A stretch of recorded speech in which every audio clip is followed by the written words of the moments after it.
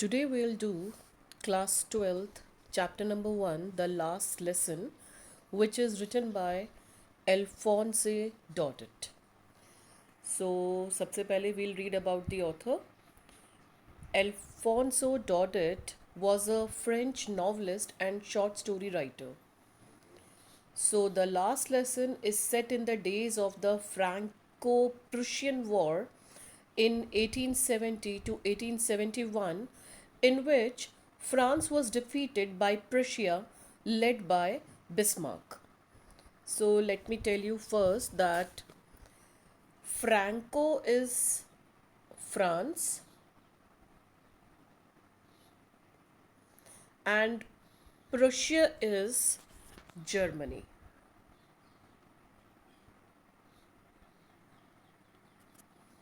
All right. So, ये जो last lesson है, the story set in the days of Franco Prussian war. France और Germany के बीच में जो वॉर था, in which France was defeated by Germany, and this war was led by Bismarck. So, Prussia then consisted of what now are the nations of the Germany, Poland, and parts of Austria. So, what we are going to read in this story, we will read the French districts of Alsace and Lorraine. ये दो आपकी French districts हैं and ये दोनों they have passed into Prussian hands. ये France की district है और ये किसके हाथों में आ गई हैं? ये जर्मनी के हैंड्स में आ गई हैं. So read the story to find out what effects this had on life at school. So, firstly, let me tell you about the characters. यहाँ पे there are two protagonists of the story, M. Hamel and Franz. So, who is Franz? Franz is a very sensitive and honest schoolboy who accepts his fault of ignoring his lessons.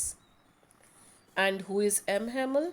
M. Hamel is a very sincere and strict teacher of the French language who is passionately patriotic. He breaks down at the end of his last lesson. So, let us start with the first paragraph. I started for school very late that morning and was in great dread of a scolding. So, who is I here? I is Franz. So Franz says I started for school very late.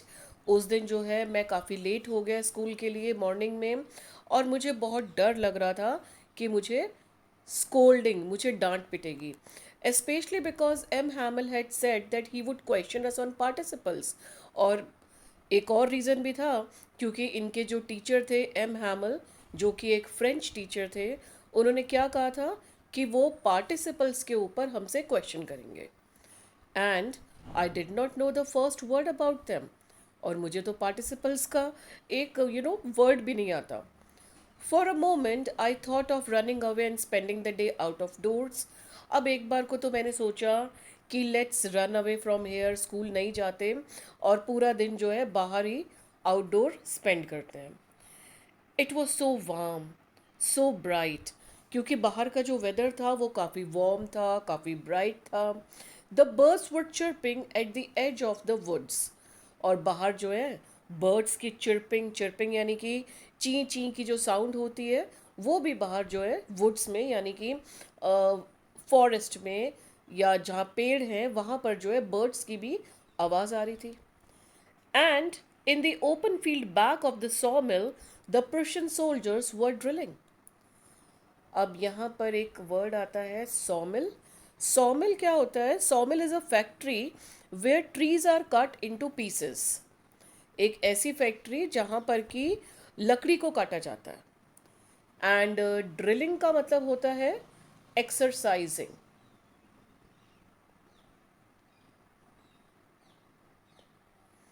Okay, चलिए let's read it again. In the open field back of the sawmill the Prussian soldiers were drilling.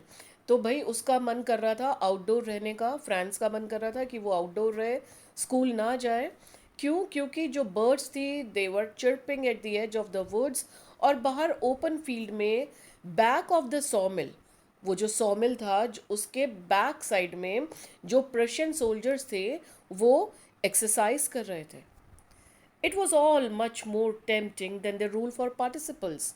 और भाई बाहर outdoor ये सब चीज़ें देखना जो है ना, ये मुझे ज़्यादा टेम्पटिंग लग रहा था. But I had the strength to resist and hurried off to school. लेकिन भाई मेरे अंदर जो है ना, आई कैन नॉट रेजिस्ट. मेरे अंदर ताकत नहीं थी कि मैं अपने आप को रेजिस्ट कर सकूं. What is the meaning of this word resist? Resist means to stop your self.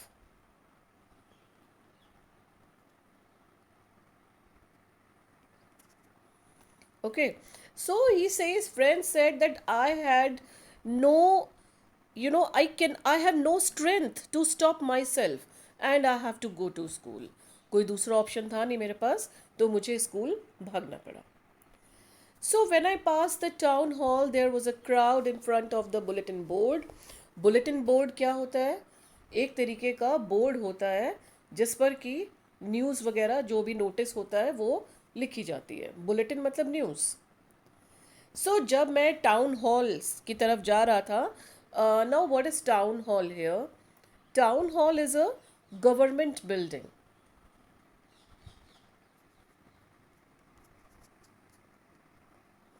Okay, so friend says कि जब वो टाउन हॉल की तरफ से जा रहा था तो वहाँ बुलेटिन बोर्ड के बाहर ना बहुत भीड़ लगी हुई थी. For the last 2 years all our bad news had come from there.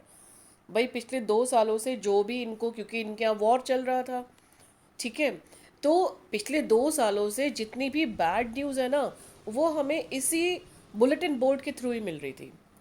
और वो क्या क्या थी? The lost battles, the draft, the orders of the commanding officer. And I thought to myself without stopping, what can be the matter now? और मैंने ना बिना रुके बस ऐसे ही मैंने सोचा, विदाउट स्टॉपिंग मैंने ये सोचा कि अब क्या बात हो गई होगी, अब क्या इस जो है बुलेटिन बोर्ड पर लिखा हुआ है. Next page. Then, as I hurried by as fast as I could go, the blacksmith, washer, who was there with his apprentice reading the bulletin, called after me. अब यहाँ पर जो ब्लैकस्मिथ, ब्लैकस्मिथ कौन होते हैं?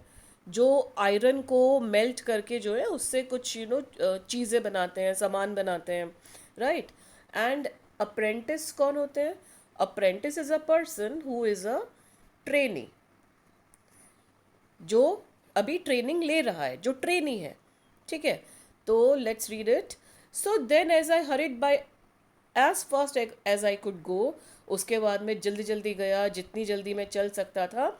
एक ब्लैक स्मिथ था जिसका नाम वॉचर था, जो वहीं पर था, जो बुलेटिन बोर्ड के पास खड़े होकर न्यूज़ पढ़ रहा था विद हिज अप्रेंटिस, अपने एक ट्रेनी के साथ.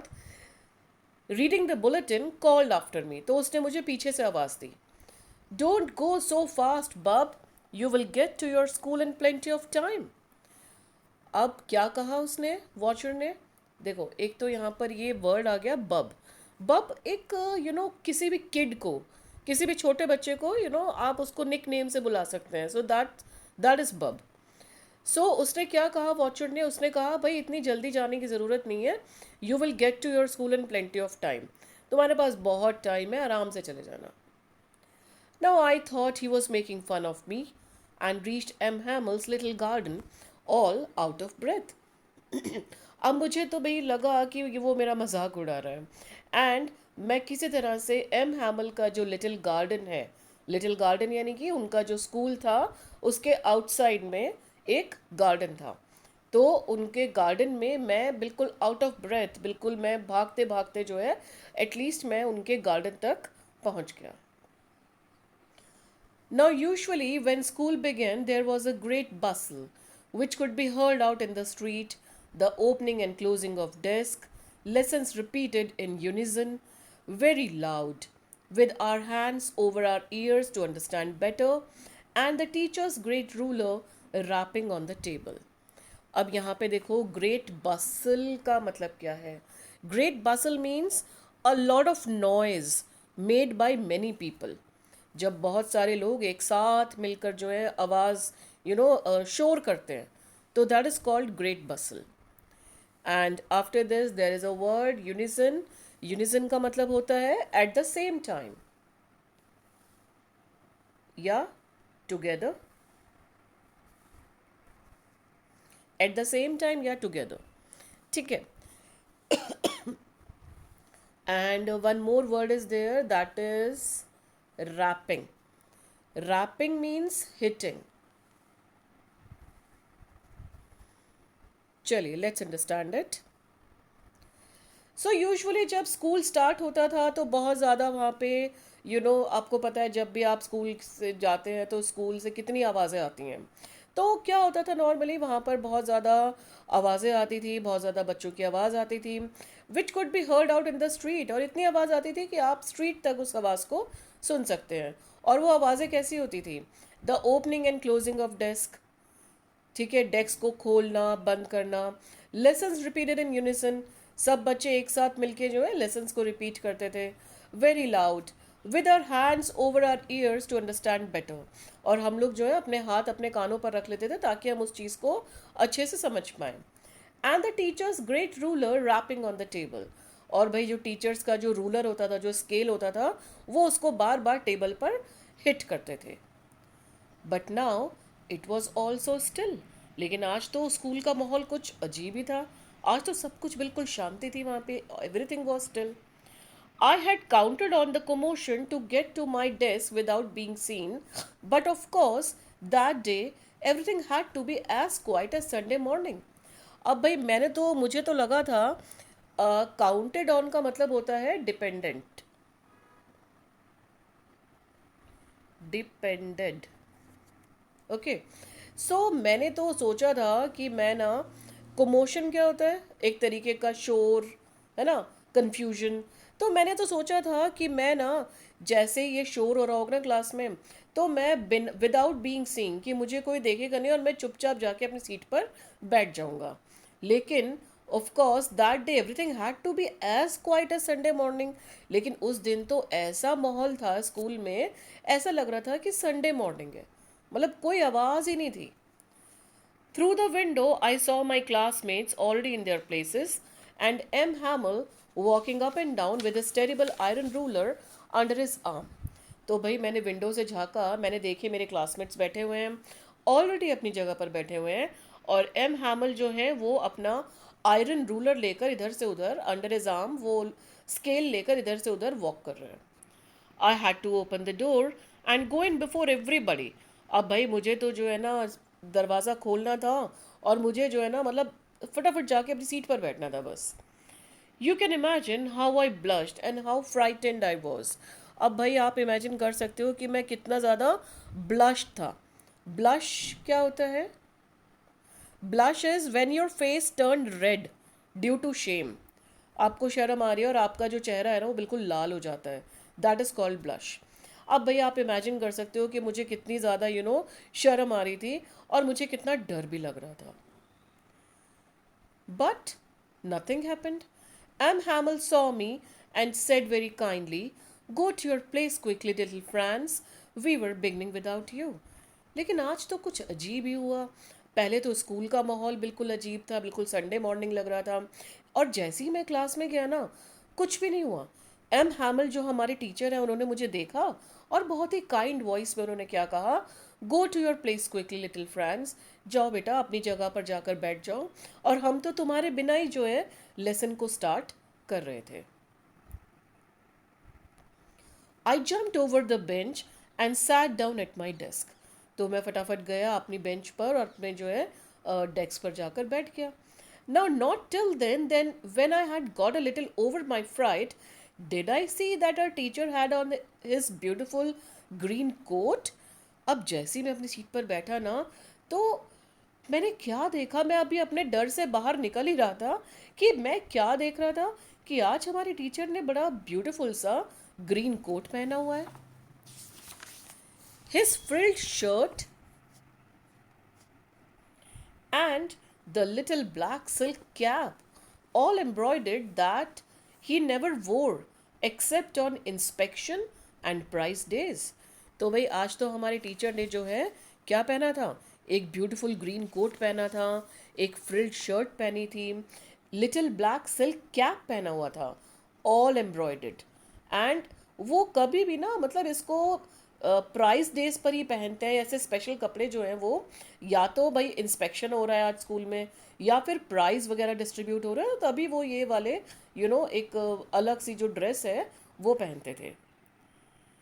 Besides, the whole school seemed so strange and solemn.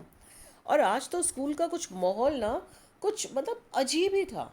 सोलम का मीनिंग होता है सीरियस।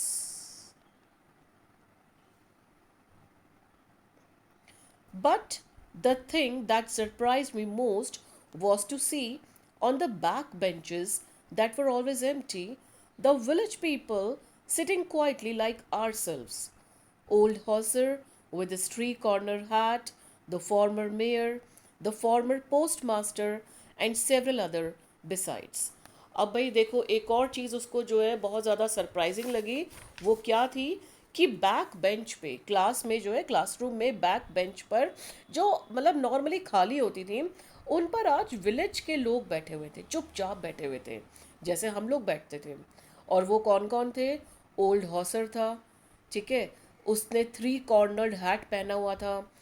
और विलेज में कोई फॉर्मर मेयर होंगे, वो भी थे, farmer post master and several other besides. ठीक है, तो काफ़ी सारे लोग जो है ना आज विलेज से आके जो है हमारी क्लास में पीछे बैठे हुए थे। Everybody looked sad. और आज सब लोग कैसे लग रहे थे? सैड लग रहे थे। And Hauser had brought an old primer thumbed at the edges. अब देखो यहाँ पर एक वर्ड आता है primer. Now what is primer? Primer is a किसी भी लैंग्वेज की जो बिल्कुल स्टार्टिंग बुक होती है ना, जैसे किसी भी लैंग्वेज की, सपोजिंग आप इंग्लिश पढ़ रहे हैं या कोई भी पढ़ रहे हैं, तो किसी भी लैंग्वेज की जो एलिमेंट्री बुक होती है उसको प्राइमर कहते हैं। So everybody look sad and Hauser अपने साथ क्या लाया था? एक ओल्ड प्राइमर लाया था। थम्ड एट द एजेस, उसने कॉर्नर से बुक को जो है एजेस पे उसको थम्ड यानी कि उसको मोड़ा हुआ था। And he held it open on his knees with his great spectacles lying across the pages. तो आज उसने क्या कर रखा था? देखो, थम्ड का मीनिंग यहाँ पे एक और भी है कि विथ पेजेस worn आउट और soiled due to frequent handling. जब हम किसी बुक को जब हैंडल करते हैं तो वो बुक कैसी हो जाती है? बहुत ज़्यादा टॉर्न हो जाती है ना, फट सी जाती है।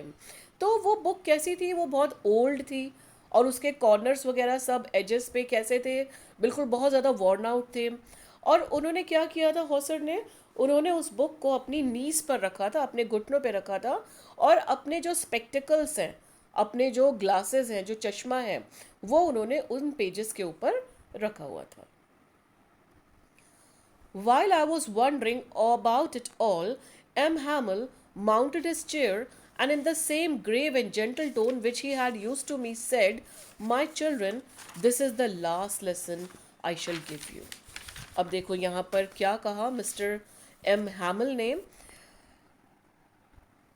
अब मैं तो अभी इन सब चीज़ों से मैं ये सब चीज़ें स्ट्रेंज देख रहा था, तो अभी तो मैं इन सब चीज़ों के बारे में ही सोच रहा था। तभी एम हैमिल जो है, he mounted, mounted means sat, वो अपनी चेयर पर बैठे, और उसी same grave and gentle tone, grave क्या होता है? सीरियस।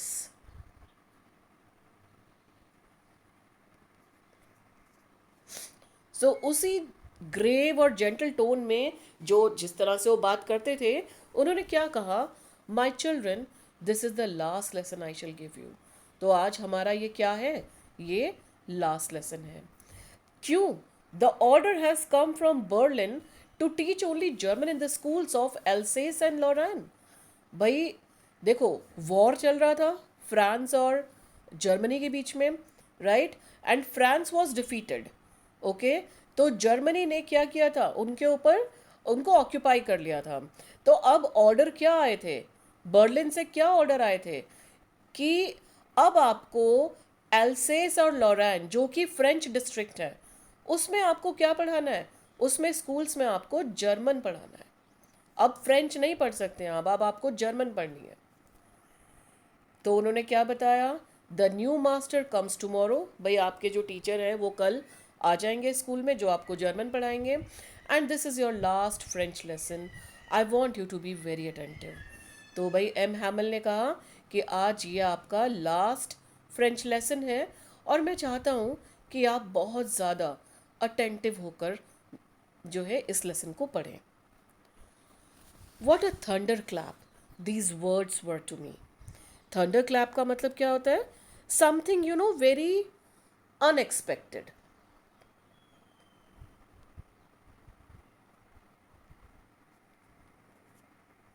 ठीक है, so what a thunder clap these words were to me.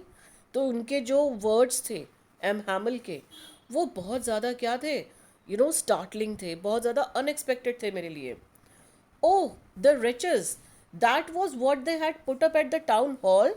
So, riches का मतलब यहाँ पर क्या है, unfortunate happening.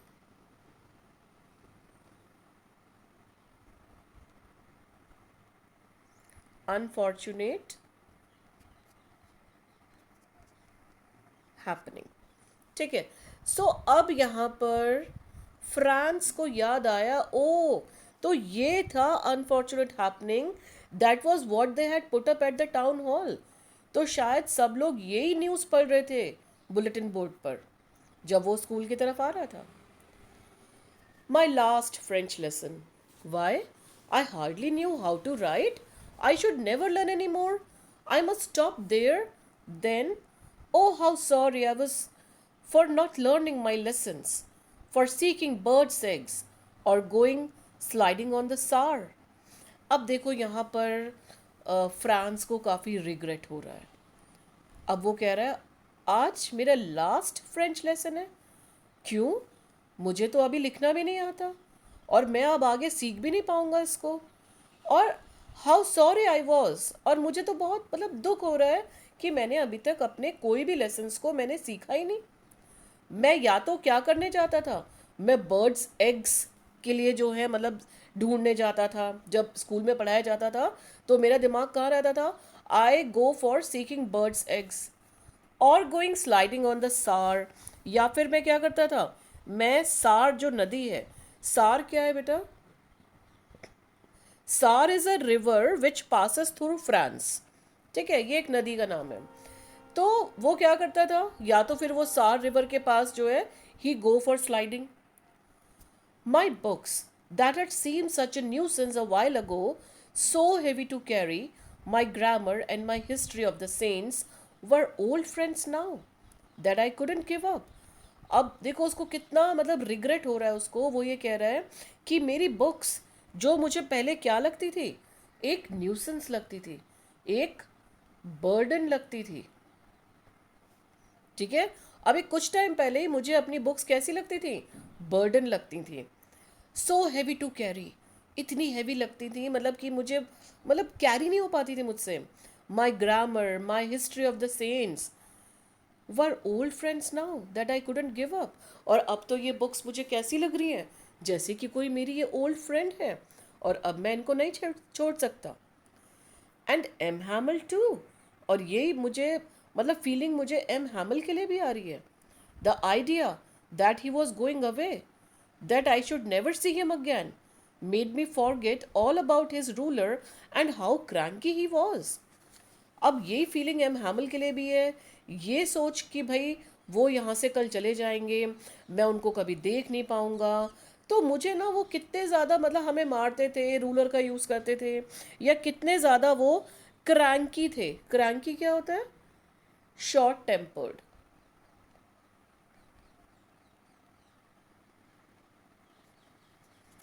ठीक है, तो वो कितने ज़्यादा शॉर्ट टेम्पर्ड थे, कितना मतलब रूलर का यूज़ करते थे, हमें मारते थे। तो ये सब चीज़ें मैंने सबसाइड कर दी, मतलब ये सब चीज़ों के बारे में तो मतलब मैं सोच ही नहीं पा रहा हूँ, मैं भूल ही गया उन सब चीज़ों के बारे में, सिर्फ ये सोचकर कि वो कल जा रहे हैं।